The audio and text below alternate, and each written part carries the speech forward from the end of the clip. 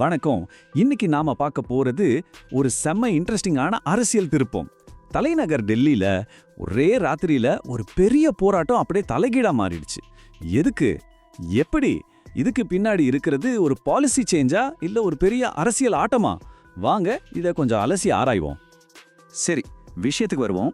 கொஞ்ச நாளைக்கு முன்னாடி வரைக்கும் எதிர்க்கட்சிகள் ஒரு முக்கியமான சட்டத்தை எதிர்த்து அதை சார் அப்படின்னு சொல்லி பெரிய அளவுல போராட்டம் பண்ணிட்டு இருந்தாங்க.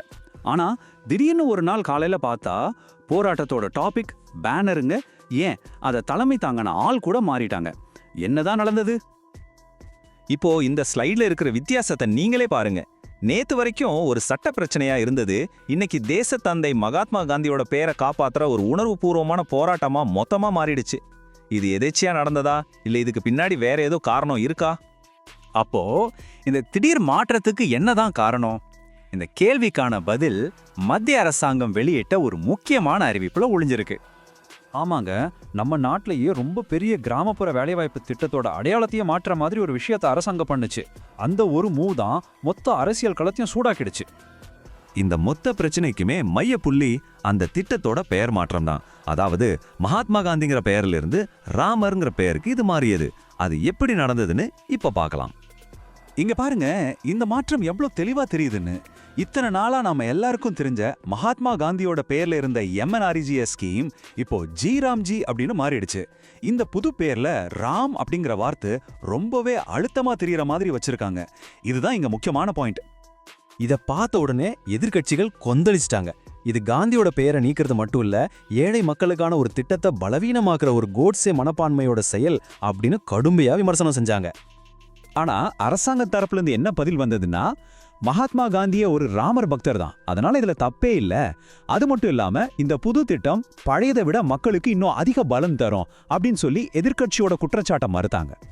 சரி, இது வெறும் பெயர் சண்டையா இல்ல உண்மையிலே திட்டத்தோட பாலிசியில ஏதாவது முக்கியமான மாற்றங்கள் செஞ்சாங்களா?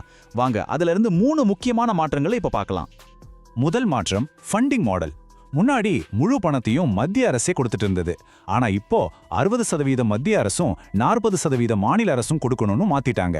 மாநிலங்களுக்கும் இந்த திட்டத்துல பொறுப்பு அதிகமாக்குறதுக்கு தான் இந்த மாற்றம்னு அரசாங்கம் சொல்லுது. ரெண்டாவது, வேலை நாட்கள்.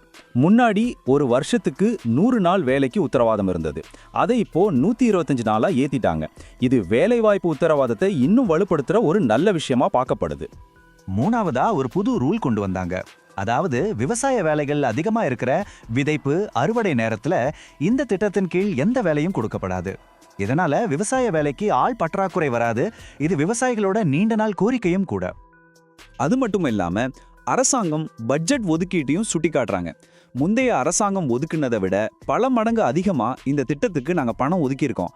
அதனால நாங்க இந்த திட்டத்தை வலுப்படுத்தியிருக்கோமே தவிர பலவீனப்படுத்தலன்னு வாதாடுறாங்க. அப்போ இதுல நல்ல மாற்றங்கள் இருக்கிற மாதிரி தானே தெரியுது. ஆனா அரசியல் ஆய்வாளர்கள் என்ன சொல்றாங்கன்னா, இது வெறும் பாலிசி அப்டேட் மட்டும் இல்ல, இதுக்கு பின்னாடி ஒரு செதுக்கப்பட்ட அரசியல் கணக்கு இருக்கலாம்னு சொல்றாங்க.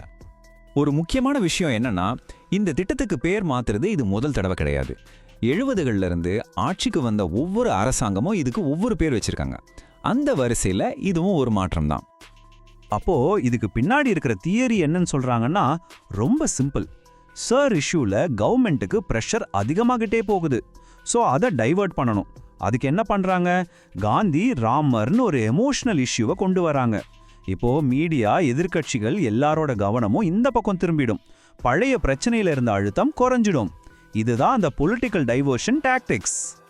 கடைசியா இது நம்ம மனசுல ஒரு கேள்வியை எழுப்புது.